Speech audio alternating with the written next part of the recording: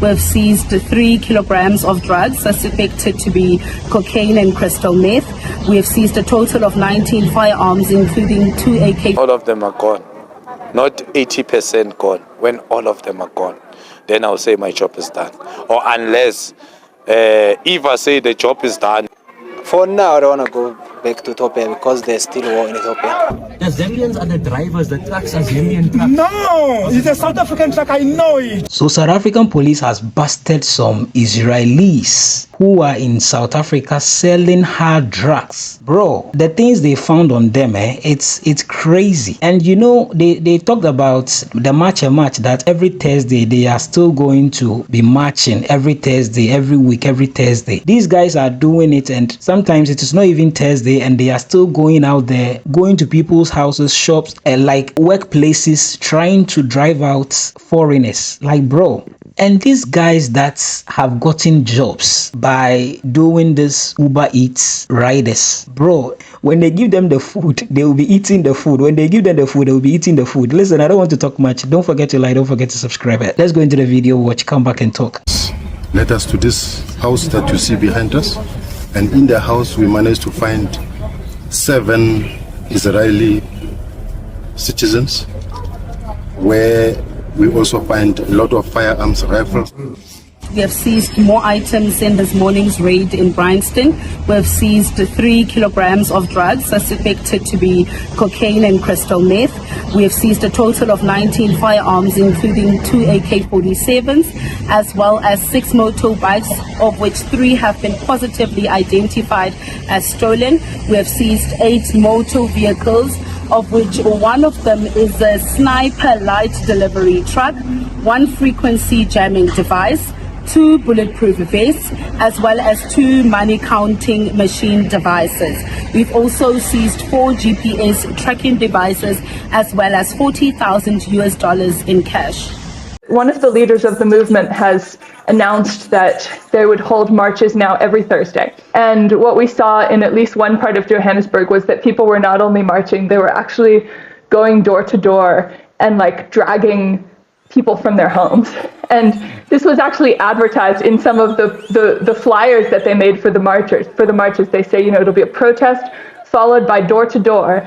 And what they do is go house to house, and you know, we saw even in one case they were banging down a door, breaking down a door, and basically dragging people out of their houses who they suspect to be undocumented immigrants and taking them to the police.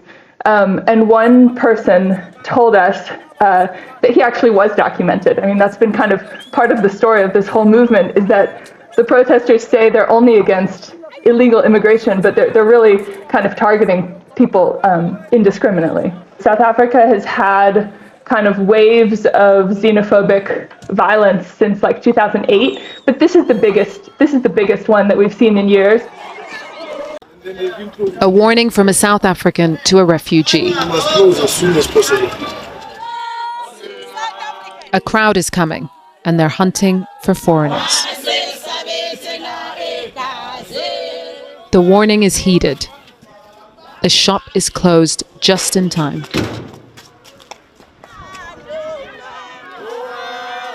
As the small mob approaches. It's a small crowd, but an intimidating one.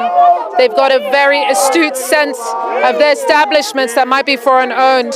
And then when they do see one, they go speak to the neighbors or the people near a place and tell them that you must warn them, you must tell the foreigners to leave. So there is this real door-to-door campaign happening here in Soweto, but also in areas across South Africa and across Johannesburg.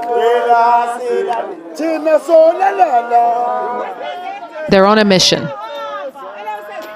drawing in neighbors and bystanders here in Soweto, but not without resistance. Until the other group of... Peter Manete is an activist working to protect migrants in his community. They've already taken decision that they will close the shops. It's hard to really 100% control everything, but at least when we are here, we know that they can't just do as they wish, because they know that we are against what is happening.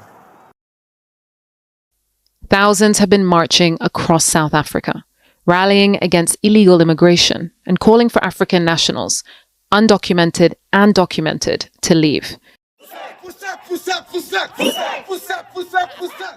With harassment and extrajudicial violence on the rise. People of all ages are joining these regular neighborhood protests to keep the foreigners on notice. When will you stop? When will you say my job is done? When all of them are gone. Not 80% gone. When all of them are gone, then I'll say my job is done. Or unless, if I say the job is done is when I'm dead. That's when I say I'm done. Their marches ended and the coast is now clear. The shop warned to close is back in business. For now, I don't want to go back to Ethiopia because there's still war in Ethiopia. What made you come to South Africa? Why did you choose South Africa?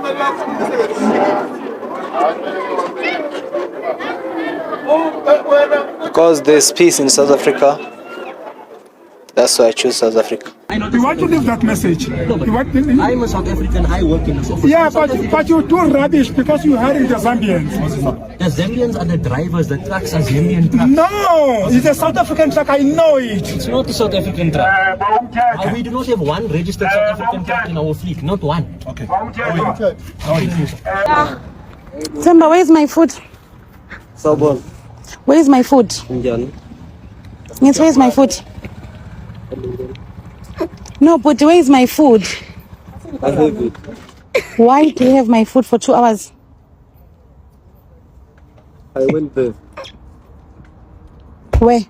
You didn't go to the address. ولا قوة إلا بالله. What is South African كباهي حالة قاسية. تدي كاستم كنت البضائع وعناية كمان لا استاجي. وساوث أفريكان شقدي كعيس الملاويات. زيمبابويان كدلين فريقان جيتشي.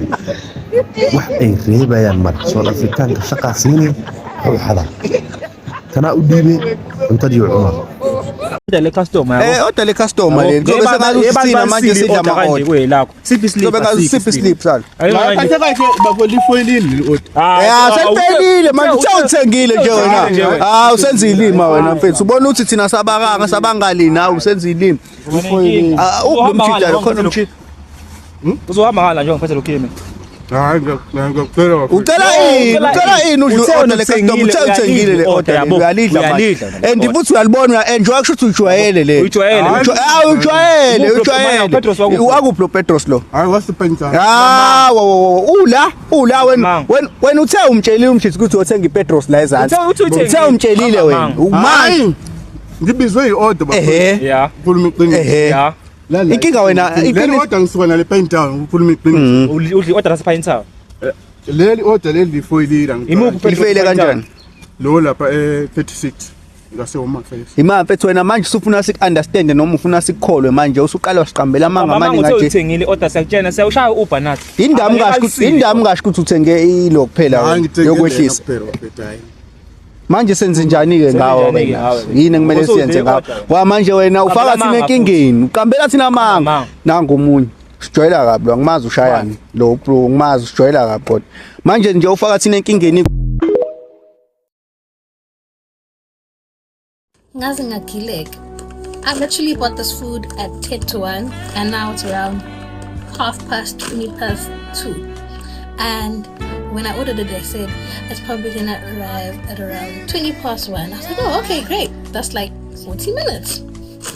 Apparently, 3 different Uber drivers ate my food. The 4th one was super generous and didn't eat. And what's worse, obviously, there's like a lot of traffic because the Sundowns is playing or whatever's playing. Yeah, wow.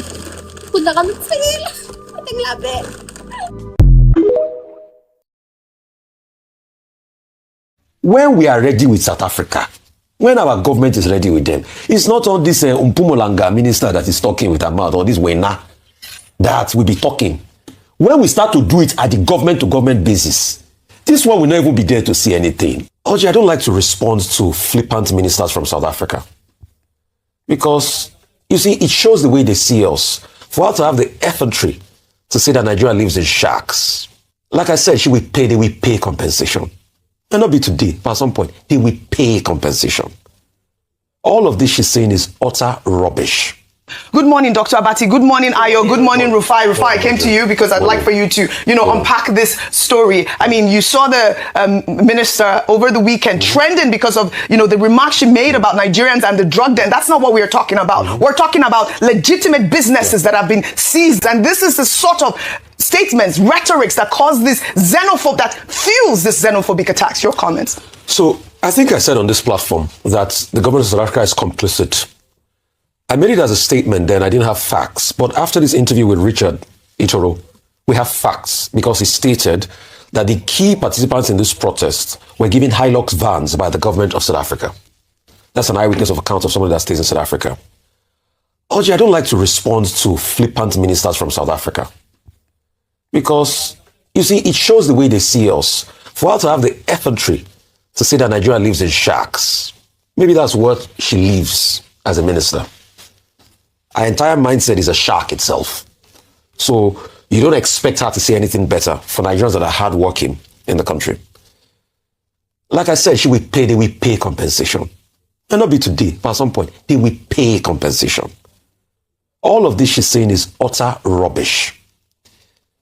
Richard Itoro stated here that he was paying mortgage on a home worth 1.2 million rand. That's over 100 million naira. The mail trail of the mortgage is there. Do they pay mortgages on sharks? The agent is there. So there are evidence to these trails. He said cumulatively all his assets there, and this is just one person, was worth about 3-point-something million rand.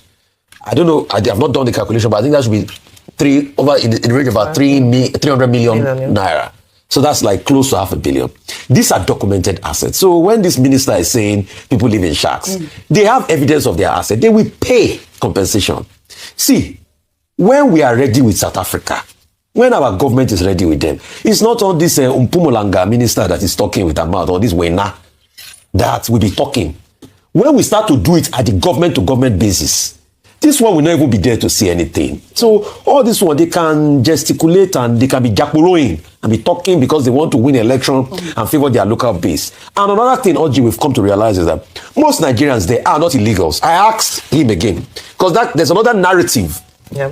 And almost everybody being harassed in South Africa illegals. No. No, we had our airpiece flights coming. We had our reporters on ground asking the returnees questions, and they were all legal in that they had their documents. They allege that the car you see on your screen, which they are deflating the tires now, is owned by a Nigerian national.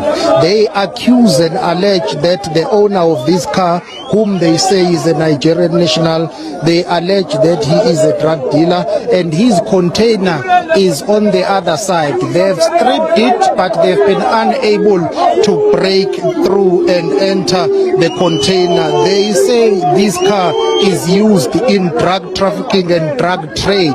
Those are the allegations that are not yet confirmed and verified by the police officers. There is no one who has come here to claim ownership of this car. It's part of what the protesters have been complaining about, alleging that there is the issue of drug trade in the area, and they are complaining about local businesses employing foreign nationals. Where are we right now? We locate ourselves outside Pan Africa Shopping Center in Alexandra.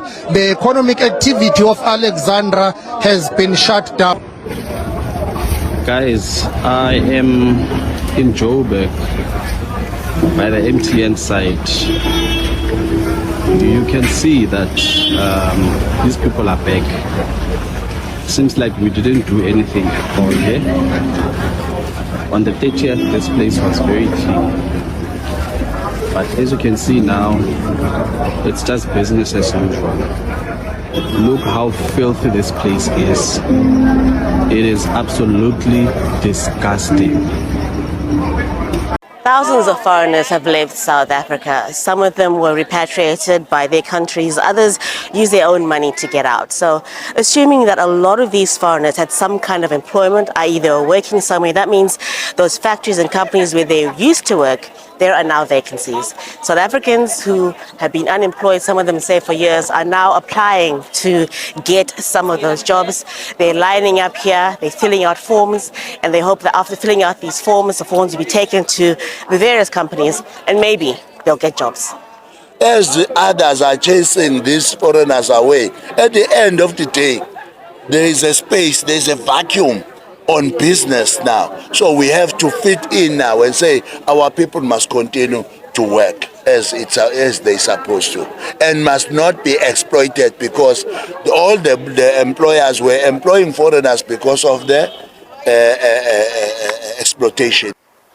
According to South Africa's government, there are more than 3 million immigrants in the country. Those are the ones that are documented.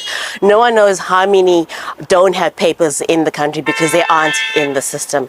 Most foreigners come from countries from Southern Africa like Mozambique, Zimbabwe, and Malawi. When they get to this country, they stay in these informal areas, many of them because it's cheaper. But here they compete with the locals for scarce resources such as jobs. Now, these attacks on foreigners happen every couple of years, usually just before elections. And while thousands of foreigners have left South Africa, many of them saying they're not going anywhere. Can you give me a job?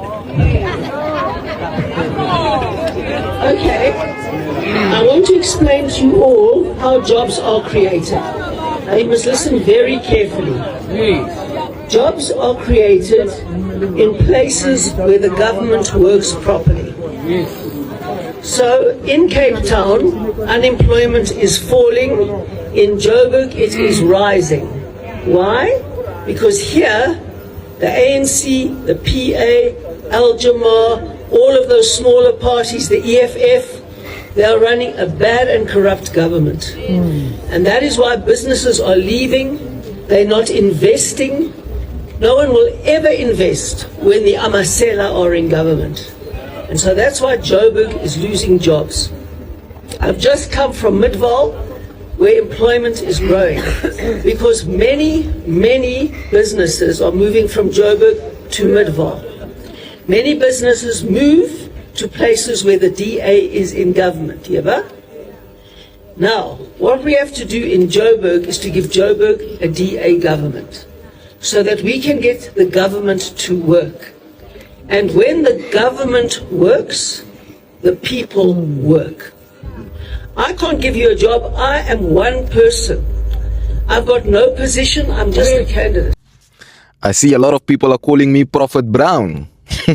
So we are all seeing now the results of March and March. I've said it before and I'm going to say it again. Marching is not a problem, but the way you handle a situation becomes a problem. Taking matters into your own hands becomes a problem. Hurting innocent people becomes a problem. Allowing women and children to sleep outside in the rain becomes a huge problem. Some people who are illegal have been kicked out, and those who are legal are also being kicked out and hurt. Now, the result, like I said before, the taxi drivers will feel frustrated. That's only the introduction of phase 1. Some goods prices will go up. I always ask myself this question. How can you loot a tuck shop in your community knowing that there isn't another tuck shop to replace it, and then tomorrow you complain that the price of bread went up? Duh, obviously it's gonna go up. You didn't plan ahead. Before looting these shops or chasing these guys out, you're supposed to start setting up things. And by the way, when you set up a tuck shop, these protection guys will still come for you because it's the locals that do protection fees. It's normal. That's only the introduction of phase 1. Now phase 2, because you can already see how quiet business is. Like everything is just expensive. Bread now is 30 rand. We can all see the consequences. By the way, I'm glad that you guys are following your 3 leaders, by the way. They must create all these jobs for you. And people are saying, no, jobs are being created. People are being employed. No, people have been, employment has been there. People get employed every day and people get fired every day. It's normal. Maybe just you didn't get employed, but people get employed every day. I have a lot of closer friends, Zulu friends. People get employed every day and people get fired every day. Now phase 2 is going to be interesting. We're all going to start feeling the pain so deep, including the middle class. So deep. Now what's going to happen in phase 2? Now this is where The taxi driver are going to get involved. Where I spoke about the third party. Business is going to be super quiet for them. Taxi drivers and Uber drivers are going to start fighting each other because now, how come you guys are taking more clients than us? We parking here with the rank all day. Let's attack them. Uber drivers are going to fight amongst each other for territory. Certain people must stand here, certain people must park there, certain people can only work in this area. Whereby if you don't live in that area, you're not going to work in that area. Phase 2. People are going to be fighting each other for those who can afford groceries in the shop. How come you doing shopping while I'm not doing shopping? Because I'm not working anymore. Things are not working on my side anymore. A lot of people who are doing delivery, especially the new ones, claiming, oh my gosh, I'm so happy I'm employed, delivery. This 60-60 business industry, it's super dangerous. Maybe people didn't know that. These foreign guys take these jobs because they have nothing else to do. It's one of the most super riskiest job you can ever find. Anytime you can get knocked, at any given time, especially on a bike, on a scooter. Robbery, crime is gonna go insane. And people are gonna say, no, you're speaking from a place of privilege. So what? I can't help it. I can't help it that my father worked hard for me. I can't help it that my father had 4 or 5 trucks going to Zimbabwe and Malawi and all that. I can't help that. Oh, I can't help if I was born poor. Do you see? You have to make the most from what you have. I said it before and I'm gonna say it again. Respect human life. Kick foreigners out, yes, but know how to kick them out. Because soon enough, it's going to bite you behind your nut. Honestly. And then, guess what's going to happen? People are going to realize there's going to be division between the March and March members. Due to money. And then at the same time, the same people who are marching are going to turn against their own leaders, realizing that they are putting them in a trap. Realizing that, okay, they enrich themselves, they now have money and stuff like that, they're not going to bother about the march anymore. Because you can't march every day, you're going to get overwhelmed, you're going to get tired. Let's know how to fix this by taking things in your own hands. So either get you unalived or locked up. As we can already see, a lot of people are already getting locked up. And some of us will just chill and watch. Watch the space, watch time. Let time do its thing. And then you're going to say, Mr. Brown, Prophet Brown, you are right. And one thing that I like of these March and March members, they have 2 words that I love about them. You are missing the point. What's your point? Yeah, you're missing the point. And what is your point? Exactly. Hey, it's going to get crazy, eh? And there's going to be a time where they're going to say, Zulu people are not allowed to travel anywhere. Zulu people must stay in KZN. These people must stay in that place. Some place, let's say in Mafikeng, certain tribes can't go there.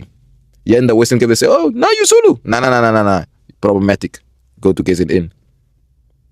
It's going to get to that point. But again, people still say, nah, I'm missing the point. But that, bravo boy. So now you see, as Jacinta and her people were accusing Nigerians, accusing some Africans, chasing after Africans, doing this, doing that. These are white people, these are Israelis who are into this hard drugs. And just look at the things that they even have bulletproof vests. Bro, like, you see, it is just crazy how people think, or these guys that are doing this match and match things, they think it is only the black people and they are targeting the black people, not knowing some of these white people in South Africa are doing worse. It is just sad that black people will be doing this to their own fellow black people. And these guys, I don't know what is wrong with them. Like, you have been employed. You say you don't have jobs. You have been employed eventually. When they send you to take someone's food to wherever the person is or the person's location, then you'll be eating the food. Like, why? You see, these are some of the things that some of the foreigners were talking about. And these are the evidences. Clear. And see, I don't know why in South Africa, they allow South Africans to just go out. They they walk, they go to every... You see, the government will be saying something different, that they don't want them to do this, do that, but they are doing it and they are not being arrested. They are just being allowed to do whatever, to operate. And this is the scary part. So meaning if the police is not there, they can do anything to anyone. So if people are leaving or people are complaining, you should understand as a government, Charlie, it is too much. Thank you so much for watching.